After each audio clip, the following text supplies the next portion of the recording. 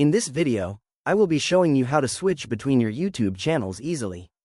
Let's get started. First, make sure you are on the YouTube homepage. Up in the top right corner of the screen, click on your profile picture icon. A drop-down menu will appear showing your current account details along with several settings and options. Look down the list and click on Switch Account.